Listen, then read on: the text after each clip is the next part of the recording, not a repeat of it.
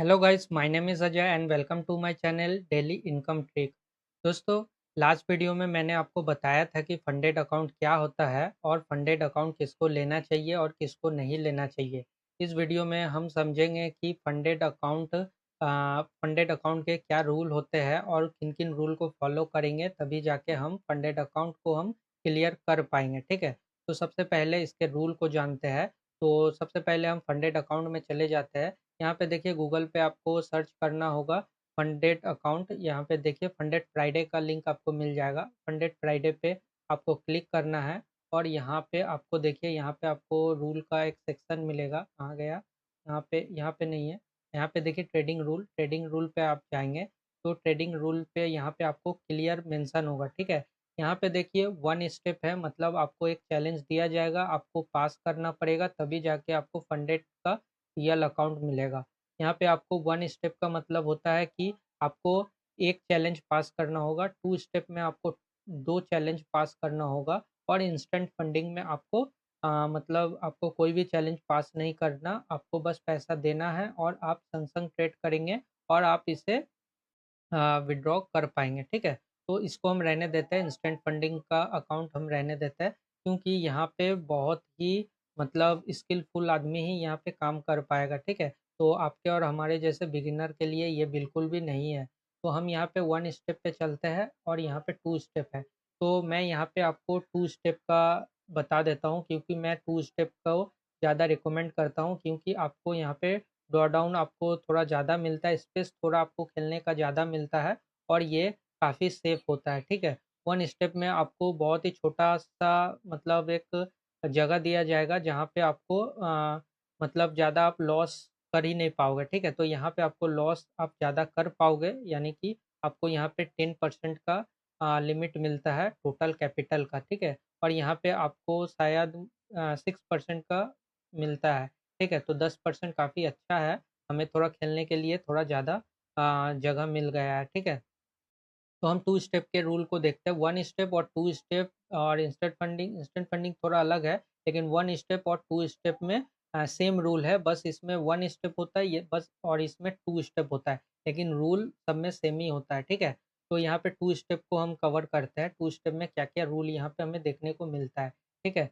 तो यहाँ पे देखिए जनरल रूल है, जनरल रूल में सबसे पहला आता है ट्रेडिंग डे रिक्वायर्ड, मतलब मिनिमम आपको कितना दिन ट्रेड करना पड़ेगा। तो यहाँ पे देखिए एग्जांपल के साथ यहाँ पे हमें बता दिया गया है कि यहाँ पे फेज़ 1 और फेज़ 2 दोनों मिलाकर हमको कम से कम 3 अलग-अलग दिन में ट्रेड करना ज़रूरी है, ठीक है? एक ही मल्टीपल डेज़ में हम ट्रेड नहीं कर सकते, एक दिन में आप बहुत ज़्यादा ट्रेड नहीं कर सकते और एक ट्रेडिंग डे काउंट होता है सिर्फ़ 1 दिन में, ठीक है? तो 3 अलग-अलग दिन में आपको ट्रेड करना पड़ता है। एग्ज़ाम्पल, अगर आप मंडे, वेडनेसडे और थर्सडे ट्रेड करते हैं, तो आपको 3 ट्रेडिंग डेज़ यहाँ पे काउंट किया जाएगा। ऐसा नहीं है कि मंडे के दिन ही आपने 3 ट्रेड कर दिया है, तो आपको 3 ट्रेडिंग डे आपको काउंट होगा। तो यहाँ पे ऐसा नहीं है, मंडे, वेडनेसडे, थर्सडे मतलब हफ्ते में आपको मिनिमम 3 दिन ट्रेड करने पड़ेंगे, तभी वो 3 दिन काउंट होंगे। तब जाके ये रूल कंप्लीट होगा, ठीक है? उसके बाद यहाँ पे देखिए दिया गया है इनएक्टिव लिमिट। यहाँ पे इनएक्टिव लिमिट है, मतलब यहाँ पे पूरा मेंशन किया गया है इनएक्टिव लिमिट को। देखिए मिनिमम मतलब यहाँ पे दिया गया है हर 30 दिन के अंदर कम से कम 1 ट्रेड लेना ज़रूरी है। हाँ, मतलब अगर 30 दिन तक ट्रेड नहीं किया तो अकाउंट इनएक्टिव हो सकता है, ठीक है? मतलब 30 दिन के अंदर 1 दिन आपको ट्रेड करना पड़ेगा, तभी जाके आपका ये इनएक्टिव डे आपका मतलब ठीक रहेगा। मतलब ये इसको रूल ब्रीच नहीं माना जाएगा, ठीक है? 30 दिन के अंदर कभी भी 1 दिन आपको ट्रेड करना है, बस। ज़्यादा समझने की ज़रूरत नहीं है और इसको कॉम्प्लिकेटेड भी हमें नहीं करना है, ठीक है? तो यहाँ पे देखिए लेवरेज का सेक्शन दिया गया है कि किस पेयर में हमें कितना लेवरेज यहाँ पे देखने को मिलेगा। यहाँ पे देखिए इंडेक्स में 1:100 का लेवरेज मिलेगा, मेटल में हमें 1:100 का लेवरेज मिलेगा, एनर्जी में हमें 1:60, क्रिप्टो में 1:20 का हमें लेवरेज यहाँ पे देखने को मिलेगा, ठीक है? तो इस तरीके से हमें लेवरेज का सेक्शन हमें देखने को मिलता है। अब यहाँ पे आ जाता है प्रॉफिटेबल डेज़। मतलब कितने दिन हमें यहाँ पे प्रॉफिट करना पड़ेगा, ठीक है। तो यहाँ पे देखिए प्रॉफिटेबल डेज में साफ साफ लिखा हुआ है कम से कम आपको 3 प्रॉफिटेबल डेज चाहिए, ठीक है। हर प्रॉफिटेबल दिन में मिनिमम 0.1% प्रॉफिट होना ज़रूरी है। इसका मतलब एग्जांपल से समझ लेते हैं कि मान लीजिए आपका अकाउंट बैलेंस $5000 का है और उस $5000 के ऊपर 0.1% एक ट्रेडिंग डे में आपका प्रॉफिट करना चाहिए, होना चाहिए। मतलब $5 का प्रॉफिट होना ज़रूरी है, ठीक है? तब जाके इसको 1 दिन काउंट किया जाएगा। ऐसे 3 दिन आपको करना पड़ेगा। मतलब आपने समझ लिया, 1 दिन में आपको $5 का प्रॉफ़िट करना होगा। अगर आपका अकाउंट साइज़ 5000 है, अगर 10,000 है तो $10 आपको प्रॉफ़िट करना होगा। उस तरीके से जैसा-जैसा आपका अकाउंट होगा, उस अकाउंट के वैल्यू के ऊपर आपका 0.1% आपको प्रॉफ़िट करके दिखाना होगा।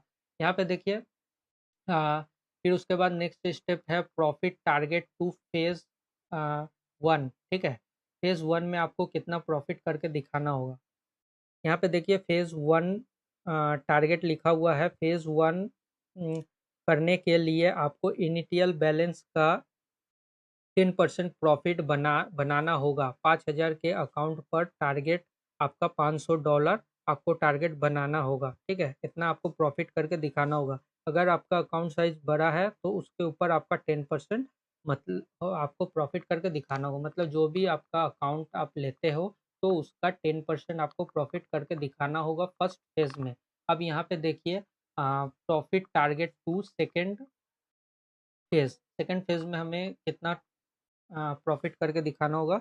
यहाँ पे देखिए सेकंड फेज़ में इनिशियल बैलेंस का आपका 8% चाहिए, यानी कि 5000 के अकाउंट पर आपको $400 प्रॉफिट करके दिखाना होगा, ठीक है? अगर आप सेकंड फेज़ में हो और सेकंड फर्स्ट फेज़ आपने पास करने के बाद आपको सेकंड फेज़ में डाला जाएगा। सेकंड फेज़ में आपको 8% का प्रॉफिट करके दिखाना होगा, तभी जाके आपको ये रूल आपका कंप्लीट हो पाएगा, ठीक है? मतलब आप इसे पास कर लोगे। सेकंड फेज़ पास करने के बाद उसके बाद आपको रियल अकाउंट दिया जाएगा। उसमें अगर आप प्रॉफ़िट करते हो, तब जाके आप उसे विथड्रॉ कर सकते हो। विथड्रॉ भी सिर्फ़ फ्राइडे के दिन ही आप कर सकते हो, ठीक है? उसके बाद यहाँ पे देखिए वीकेंड ट्रेडिंग हॉलिडे यहाँ पे दिया गया है। कहा गया है यहाँ पे देखिए वीकेंड ट्रेडिंग हॉलिडे दिया गया है। वीकेंड ट्रेडिंग हॉलिडे यहाँ पर तो यहाँ पे देखिए अकाउंट को प्रोटेक्ट करने के लिए वीकेंड ट्रेडिंग हॉलिडे यहाँ पे लगाया गया है।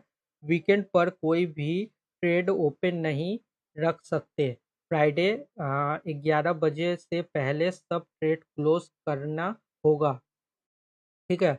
और ट्रेडिंग संडे रात 11 बजे के बाद फिर से नई शुरू होगी। मतलब यहाँ पे वीकेंड को उसने माना है शुक्रवार रात 11 बजे तक आपका जो भी पोजीशन है उसे आपको क्लोज कर लेना है। उसके बाद आपका कोई भी पोजीशन ऑन नहीं होना चाहिए, ठीक है?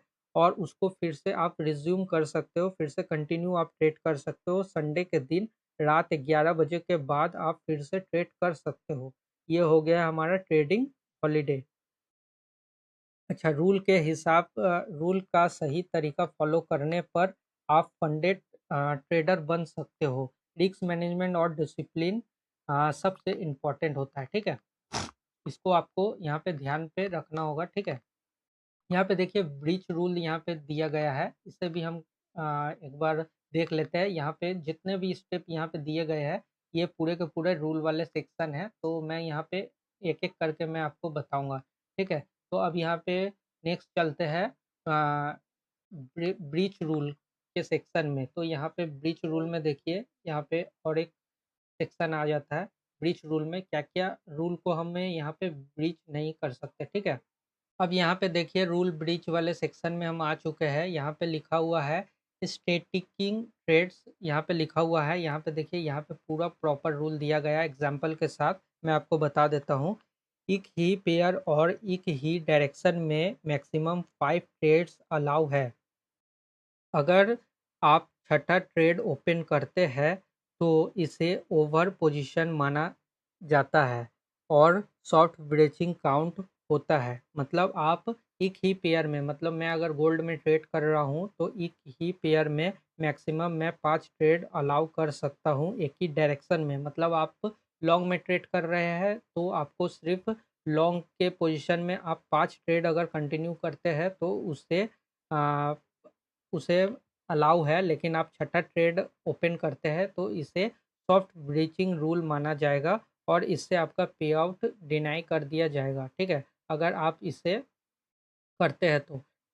ठीक है? एग्ज़ाम्पल के तौर पे यहाँ पे दिया गया है, एग्ज़ाम्पल पर 5 बाइंग ट्रेड्स के बाद छठा बाइंग ट्रेड एक सॉफ्ट ब्लीचिंग माना जाएगा। इस तरीके से 3 सॉफ्ट ब्लीचिंग होने पर हार्ड ब्रीच होता है और अकाउंट डिसेबल हो जाता है। तो इस तरह से आप 3 बार नहीं कर सकते, मतलब एक बार कर लेते हैं छठा ट्रेड तो उसे फर्स्ट सॉफ्ट ब्लीचिंग माना जाता है। इस तरीके से आप 3 बार करेंगे तो आपका अकाउंट बैंड कर दिया जाएगा, ठीक है?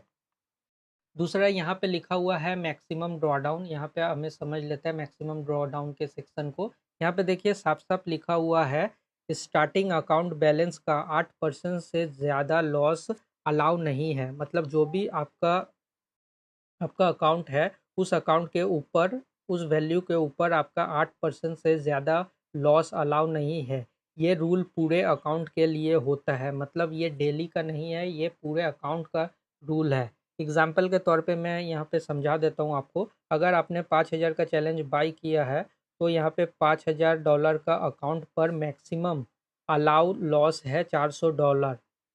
बैलेंस 4600 के नीचे अगर गया तो रूल ब्रेक हो जाएगा, ठीक है? यहाँ पे साफ-साफ लिखा गया है $400 आप लॉस कर सकते हैं, उससे ज़्यादा हो गया तो 4600 के नीचे अगर जाएगा तो आपका अ, ये रूल ब्रीच हो जाएगा, ठीक है? उसके बाद यहाँ पे देखिए डेली ड्रॉडाउन है, ये डेली के लिए है। यहाँ पे जो था मैक्सिमम ड्रॉडाउन ये पूरे अकाउंट के लिए था और यहाँ पे देखिए यहाँ पे लिखा गया है डेली ड्रॉडाउन, ठीक है? यहाँ पे देखिए डेली का ड्रॉडाउन यहाँ पे लिखा गया है। एक दिन में स्टार्टिंग बैलेंस का 5000 से ज़्यादा लॉस अलाउ नहीं है। ये रीसेट होगा रात 12 बजे के बाद, रात 12 बजे के बाद यूटीसी के हिसाब से, ठीक है? पर होता है एग्ज़ाम्पल 5000 का अगर आपका अकाउंट है, डेली का आपका बैलेंस अगर शुरू हो रहा है 5000 के $5000 अकाउंट पे, तो वहाँ से आपका 5% यानी कि $250 से ज़्यादा आपका नीचे नहीं आना चाहिए। अगर कल ये चेंज हो जाएगा, डेली का ये अलग-अलग होता है। आपको वहाँ पे डैशबोर्ड में आपको यहाँ पे डेली ड्रॉडाउन लिमिट आपको दिखा दिया जाएगा कि आपका टोटल अकाउंट बैलेंस क्या शुरू हुआ है सुबह से, ठीक है? अच्छा, तीसरा है यहाँ पे देखिए ट्रेलिंग डेली ड्रॉडाउन। यहाँ पे साफ-साफ लिखा गया है तीसरा ट्रेलिंग डेली ड्रॉडाउन। यहाँ पे समझ लेते हैं इसे। यहाँ पे देखिए साफ-साफ लिखा गया है, एक दिन का हाईएस्ट इक्विटी से एक दिन मतलब एक दिन में हाईएस्ट इक्विटी से ज़्यादा 7% से ज़्यादा अलाउ नहीं है। इसमें बैलेंस प्लस फ्लोटिंग प्रॉफ़िट और फ्लोटिंग लॉस दोनों काउंट होते हैं। एग्ज़ाम्पल अगर दिन में इक्विटी 11,000 तक गया मतलब प्रॉफ़िट वॉफ़िट करके आपका रनिंग प्रॉफ़िट 11,000 तक हाई तक गया, वो वापस 10,230 के नीचे नहीं आना चाहिए। मतलब यहाँ पे लगभग होता है $770 के नीचे आपको नहीं आना है, ठीक है? अगर 11,000 का बैलेंस आपका शुरू होता है तो। तो ये है एग्ज़ाम्पल के तौर पे मैंने आपको समझा दिया। मतलब इसमें फ्लोटिंग लॉस भी काउंट होगा, प्रॉफ़िट भी काउंट होगा, रनिंग प्रॉफ़िट जो भी आपका चल रहा है, वो भी काउंट होके आपका 7% से ज़्यादा नीचे नहीं होना चाहिए। ठीक है? सबसे ज़्यादा खतरनाक होता है यहाँ पे देखिए लिखा गया है फ्लोटिंग पोज़ीशन, ये बहुत ही ज़्यादा खतरनाक होता है, ठीक है? अच्छा यहाँ पे देखिए ट्रेलिंग ड्रॉडाउन, यहाँ पे मैं आपको बता देता हूँ ट्रेलिंग ड्रॉडाउन सबसे अच्छा है, ठीक है?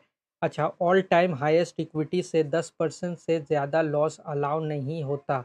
ये लाइफ टाइम रूल होता है, मतलब ये पूरे अकाउंट जब से आपका अकाउंट जन्म लेता है और जब तक वो मरता नहीं है, तब तक ये काउंट होता है। ये पूरे अकाउंट के ऊपर काउंट होता है। एग्ज़ाम्पल के तौर पे हम समझ लेते हैं हाईएस्ट इक्विटी अगर $12,000 हो चुका है तो मिनिमम अलाउ है 10,800, 10,800 तक आप आ सकते हो। मतलब यहाँ 1200 के नीचे आप आ ही नहीं सकते, ठीक है? 1200 तक आपका लॉस हो सकता है। ये ट्रेलिंग ड्रॉडाउन है, मतलब ये पूरे अकाउंट पे ये वैलिड होता है। अच्छा, अच्छा, ये सारे रूल रिस्क मैनेजमेंट और डिसिप्लिन के लिए होते हैं। इन्हें फॉलो करते ही आप फंडेड अकाउंट जीत सकते हो, सेफली आप इसे ट्रेड कर सकते हो फंडेड अकाउंट को, ठीक है। तो इस तरीके से होता है फंडेड अकाउंट, ठीक है। यहाँ पे देखिए नेक्स्ट है, यहाँ पे after phase 2 funded account rule, इसे भी हम समझ लेते हैं। यहाँ पे देखिए प्रॉफिट स्प्लिट का एक ऑप्शन दिया गया है। प्रॉफिट स्प्लिट को हमें समझ लेते हैं। प्रॉफिट स्प्लिट में यहाँ पे साफ साफ लिखा गया है कि ट्रेडर अपने बनाए हुए प्रॉफिट का 90% तक विड्रॉल कर सकता है। कंपनी का हिस्सा 10% होता है, ठीक है। अगर आप सेकेंड फेज आप ट्रेड करते हो, मतलब सेकेंड फेज अगर आप बाई करते हो, तो आपको प्रॉफिट का 90% मिल जाता है और 10% ही रखता है कंपनी। एग्ज़ाम्पल, अगर आपने 2000 का प्रॉफ़िट बनाया है, तो आपको 1800 मिल जाएगा और जो $200 है वो कंपनी रख लेगी अपना हिस्सा, ठीक है। इसी तरीके से फंडेड अकाउंट चलता है, ठीक है। तो यहाँ पे देखिए नेक्स्ट है विड्रॉल टाइमिंग का। विड्रॉल आप कब कर सकते हो, क्या टाइमिंग दिया गया है। यहाँ पे देखिए फंडेड अकाउंट मिलने के 7 दिन से पहले आप विड्रॉल रिक्वेस्ट नहीं कर सकते, ठीक है। 7 दिन के बाद ही आप विड्रॉल कर सकते हो। एग्ज़ाम्पल, अगर आपने 1 जुलाई को फंडेड अकाउंट को लिया है, तो आप विड्रॉल के लिए आपको नेक्स्ट मतलब 8 जुलाई को पे आउट रिक्वेस्ट कर सकते हो। 8 तारीख से पहले आपको पे आउट नहीं मिलेगा, ठीक है। यहाँ पे देखिए मिनिमम विड्रॉल का एक ऑप्शन दिया गया है। यहाँ पे मिनिमम आप कितना विड्रॉ कर सकते हो ये भी दिया गया है। मिनिमम विड्रॉल के लिए कम से कम अकाउंट का 5% प्रॉफिट ज़रूरी होता है। एग्ज़ाम्पल, 10,000 के अकाउंट पर $500 प्रॉफिट आप मिनिमम विड्रॉल कर सकते हैं। कम से कम इतना कर सकते हैं। यहाँ पे देखिए मैक्सिमम पे आउट लिखा गया है। मैक्सिमम हम कितना कर सकते हैं इसे समझ लेते हैं। यहाँ पे देखिए मैक्सिमम, पहले पे आउट पर मैक्सिमम अकाउंट का 20% ही विड्रॉल किया। उम, अच्छा, पहले पे आउट पर मैक्सिमम अकाउंट साइज का 20% ही विड्रॉल किया जा सकता है। एक्स्ट्रा प्रॉफिट नेक्स्ट साइकिल में मिलेगा। एग्ज़ाम्पल, अगर आपका प्रॉफिट और बैलेंस मिला के हो गया है $50,000, अकाउंट पर पहुंच गया है, तो फर्स्ट पे आउट आप 10,000 ही कर सकते हो।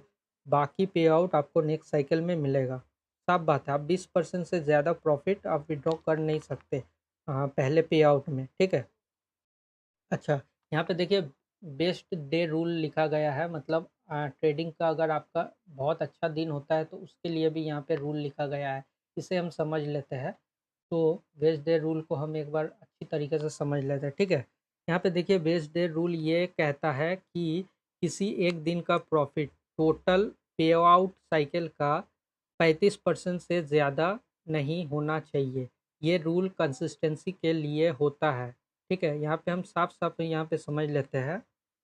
अगर टोटल प्रॉफिट आपका $1200 है, तो एक दिन में आप उसका 35% से उसका 50% यानी कि $600 और ट्रेडिंग करके टोटल प्रॉफिट बढ़ाना होगा, तभी जाके आप उसे विड्रॉ कर सकते हैं। मतलब टोटल पे आउट साइकिल में, मतलब जितना भी आपने प्रॉफिट किया है अब तक, उस प्रॉफ़िट का आप लगभग 35% एक प्रॉफ़िट में आप नहीं कमा सकते। मतलब आपको समझ लेना है कि अगर आपने टोटल $1000 का प्रॉफ़िट किया है और उस $1000 का 35% एक ट्रेड में आप प्रॉफ़िट नहीं कर सकते, ठीक है? उसे आपको विथड्रॉ नहीं करने देगा। आपको नेक्स्ट साइकिल में आपको विथड्रॉ करना होगा, ठीक है? आपको और प्रॉफ़िट करके आपको उसको ट्रेड करके लाना होगा, तभी जाके आप उसे नेक्स्ट विड्रॉ कर पाएँगे, ठीक है? नेक्स्ट साइकिल में, ऐसा नहीं है कि आप विड्रॉ कर ही नहीं सकते, आप उसे कर सकते हो लेकिन नेक्स्ट साइकिल में, ठीक है? तो यहाँ पे देखिए स्टॉप लॉस का रूल दिया गया है। स्टॉप लॉस को हम यहाँ पे अच्छे से समझ लेते हैं। हर ट्रेड के साथ स्टॉप लॉस लगाना कंपल्सरी है। मतलब आपने कोई भी ट्रेड पंच किया है, आपको स्टॉप लॉस लगाना ही पड़ेगा। आप स्टॉप लॉस छोड़ के नहीं रख सकते, आप अपने मन में स्टॉप लॉस नहीं रख सकते, आपको सिस्टम पे स्टॉप लॉस लगाना होगा। अगर एंट्री के टाइम एसएल नहीं लगाया तो 3 मिनट के अंदर लगाना ज़रूरी है। मतलब ट्रेड लेने के बाद 3 मिनट के बाद आपको सिस्टम पे स्टॉप लॉस लगाना ही पड़ेगा, ठीक है? अगर आप नहीं लगाते हो तो इसे भी रूल ब्रेक माना जाएगा, ठीक है? तो यहाँ पे देखिए नेक्स्ट यहाँ पे लिखा गया है trading holding time, trade holding time लिखा गया है। ट्रेड होल्डिंग, हर ट्रेड को कम से कम 30 सेकंड तक होल्ड करना ज़रूरी है। इससे कम टाइम के ट्रेड वैलिड नहीं होते, ठीक है? मतलब ये आपने ट्रेड लिया और लेने के बाद संग संग एग्जिट कर दिया, ऐसा नहीं होगा। मिनिमम आपको 30 सेकंड होल्ड करना पड़ेगा ट्रेड को, तब जाके आप उसे एग्जिट कर सकते हो, चाहे आपका प्रॉफिट हो चाहे आपका लॉस हो, ठीक है? यहाँ पे देखिए लेवरेज का एक सेक्शन दिया गया है और लेवरेज में यहाँ पे साफ साफ लिखा गया है कि फंडेड अकाउंट का लेवरेज अकाउंट साइज और टाइप पर डिपेंड करता है और इवोल्यूशन से इवोल्यूशन से अलग हो सकता है, ठीक है? फंडेड अकाउंट हर एक टाइप पर डिपेंड करता है। लेवरेज हर एक अकाउंट के टाइप पर, आप अलग अलग अकाउंट ले रहे हैं तो वहाँ पे लेवरेज अप एंड डाउन हो सकता है। अच्छा, इन सभी रूल का प्लान करके ट्रेड करना लॉन्ग टर्म के लिए फंडेड अकाउंट सेफली चला सकते हैं। मतलब इस तरह इस जो रूल मैंने अभी बताए हैं, इन सभी रूल को आपको फॉलो करके आपको इसे सेफ तरीके से आप इसे पास कर सकते हैं, अगर आप इन सभी रूल को पास करेंगे तो। यहाँ पे देखिए एडिशनल नोट्स दिए गए हैं, तो यहाँ पे देख लेते हैं रिस्क मैनेजमेंट। तो यहाँ पे देखने को मिलता है कि यहाँ पे आपको लॉट साइज़ के ऊपर में बताया गया है। अगर आप सिर्फ एक लॉट से ट्रेड करते हो तो एक ही लॉट को आपको ट्रेड करना पड़ेगा और कंसिस्टेंसी उसी के अंदर आपको रखना पड़ेगा। कभी आप एक लॉट और डायरेक्ट आप 5 लॉट पे जंप नहीं कर सकते। मतलब एक रकम का लॉट आपको पकड़ना, अगर आप 5 लॉट खेल रहे हो तो 5 ही लॉट खेलिएगा हमेशा, और एक लॉट खेल रहे हैं तो हमेशा एक ही लॉट खेलिए। क्योंकि यहाँ पे देखिए आप अगर 2 लॉट खेलते हैं तो 2 ही खेलिए, 3 खेल रहे हैं तो 3 ही खेलिए। आप 3 से डायरेक्ट 10 लॉट नहीं जा सकते, ठीक है? इससे भी आपको कंसिस्टेंसी माना जाएगा। अगर आप इस रूल को फॉलो करते हैं तो आप कंसिस्टेंसी माना जाएगा, ठीक है? यहाँ पे ट्रेडिंग आवर दिया गया है, यहाँ पे बोला जा रहा है कि आप कभी भी ट्रेड कर सकते हो, कभी भी आप ट्रेड कर सकते हो जब भी आपका मन हो। इंक्रीज स्प्रेड एंड स्लीपेज, ठीक है? लेकिन हाई इम्पैक्ट न्यूज़ के टाइम पे आपको ट्रेड से थोड़ा बचना है। यहाँ पे आपको दिखा रहा है कि हाई इम्पैक्ट न्यूज़ के टाइम पे आपको ट्रेड से बचना है, ठीक है? बेस्ट डे रूल यहाँ पे दिखा गया है, no single trade profit should be 35%। मतलब एक दिन में एक प्रॉफिट आपका 35% से ज़्यादा नहीं होना चाहिए, ठीक है? तो इस तरह से आपको इस रूल को फॉलो करके ट्रेड करना पड़ेगा, तभी आप फंडेड अकाउंट हो पाएंगे, ठीक है? तो हम नेक्स्ट वीडियो में मैं आपको बताऊंगा फंडेड अकाउंट को कैसे बाई करते हैं, ठीक है? तो चलिए देखते हैं नेक्स्ट वीडियो में।